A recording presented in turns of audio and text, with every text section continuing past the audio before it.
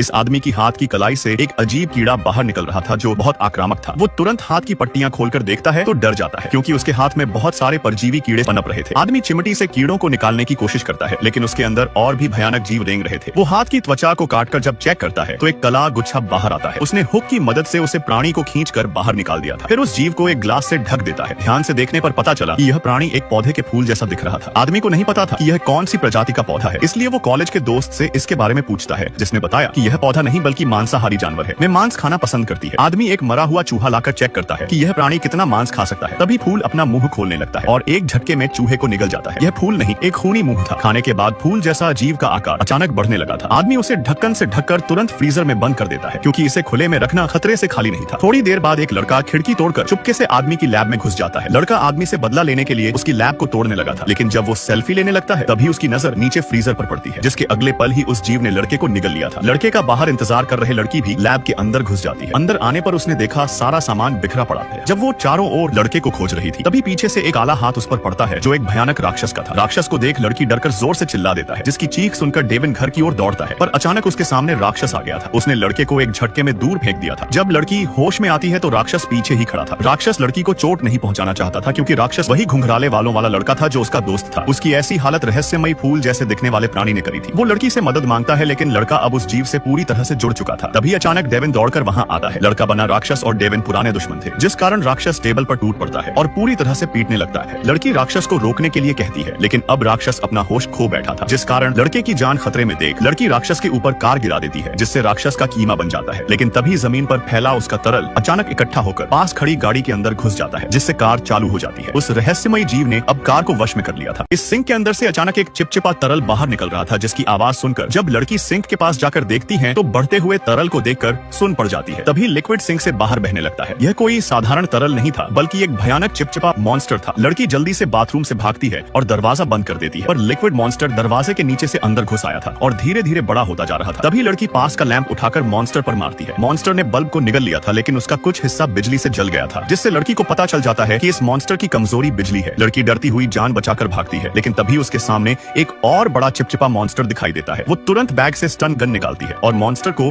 बिजली के झटके देते हुए धीरे धीरे पीछे हटने लगती है। लड़की की यह तरकीब काम आ गई थी, पर मॉन्स्टर बहुत बड़ा था। जब लड़की कमरे से निकलकर लिफ्ट के पास आती है तभी मॉन्स्टर दरवाजा की दरारों से बाहर आने लगता है। मॉन्स्टर ने उसे लिफ्ट में देख लिया था लेकिन आखिरी पल में लिफ्ट का दरवाजा बंद हो जाता है, जिसके बाद लड़की को लगा कि अब वो सुरक्षित है। लेकिन तभी अचानक लिफ्ट हिलने लगी थी। मॉन्स्टर लिफ्ट के ऊपर चढ़ गया था। मॉन्स्टर लड़की को खाना चाहता था लेकिन तभी लिफ्ट तेजी से नीचे जाकर 7वीं मंजिल पर रुक जाती है, लेकिन दरवाजा जाम हो चुका था और मॉन्स्टर धीरे धीरे अंदर आने लगा था। बचने का अब कोई रास्ता नहीं बचा था। लड़की कोने में